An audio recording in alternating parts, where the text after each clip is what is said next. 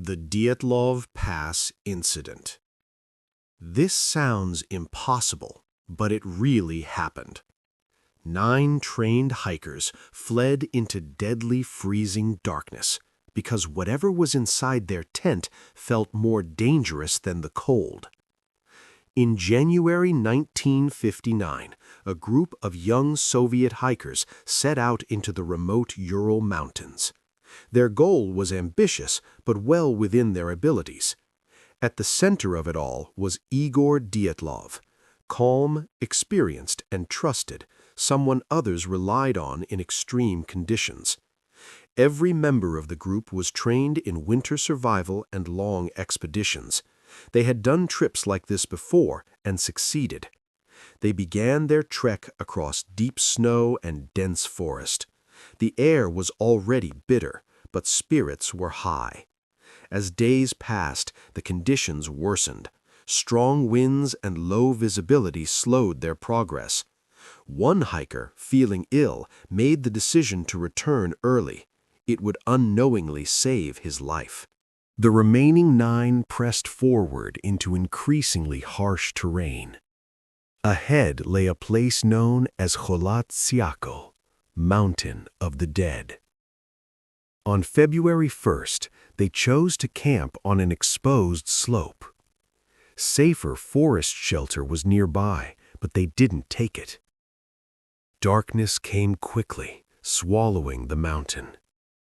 Inside the tent, the hikers settled in for the night. At some point in the night, something went wrong, not gradually, but suddenly. The hikers didn't exit normally. They cut their way out from the inside. They left behind boots, coats, and essential gear. Whatever scared them didn't give them time to think. They stepped out into temperatures below -30 degrees Celsius. Some wore only thin clothing, others were barefoot. Footprints later showed they didn't run wildly at first. They moved in a line, almost calmly. The group reached a nearby tree line. There, they attempted to start a fire beneath a large cedar. Branches high in the tree were broken. Someone had climbed up, possibly to look for something, or watch for it. 2 hikers were found near the fire. They had frozen to death, underdressed and exposed. 3 others were found between the forest and the tent. They appeared to be crawling back, fighting the cold. For weeks, the rest remained missing. The mountain held its silence. Months later, the final 4 were found in a ravine under deep snow. What was discovered there raised even more questions. Some of the hikers had catastrophic internal injuries, broken ribs and skull fractures, far beyond what a fall should cause. Despite the severity of the injuries, there were almost no external wounds. It was as if immense force had been applied without leaving a trace.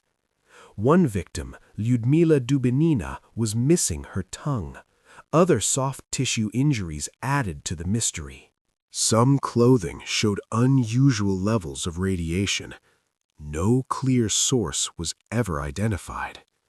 Witnesses in nearby areas reported glowing orbs in the sky that night, bright lights moving silently over the mountains.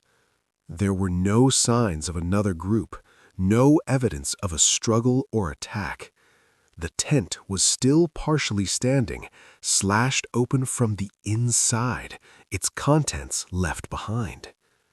Soviet investigators combed through the evidence, but every answer led to more questions. The case was closed with a vague explanation, a compelling natural force. But nothing about the scene felt natural. Too many details refused to fit together. Avalanches, military tests, infrasound, even unknown phenomena. None fully explain what happened that night. These were not reckless people. They were experienced, and they made a decision no expert can explain. What could force 9 trained hikers to leave shelter into certain death? What could make that decision feel like the safer choice?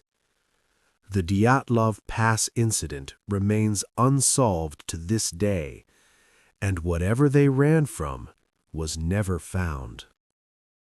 Thank you for listening. Please consider subscribing to my channel for more terrifying tales coming weekly. If you enjoyed this story, I have many more available in paperback worldwide on Amazon, Beyond the Campsite and Beyond the Campsite 2, A Trail Too Far.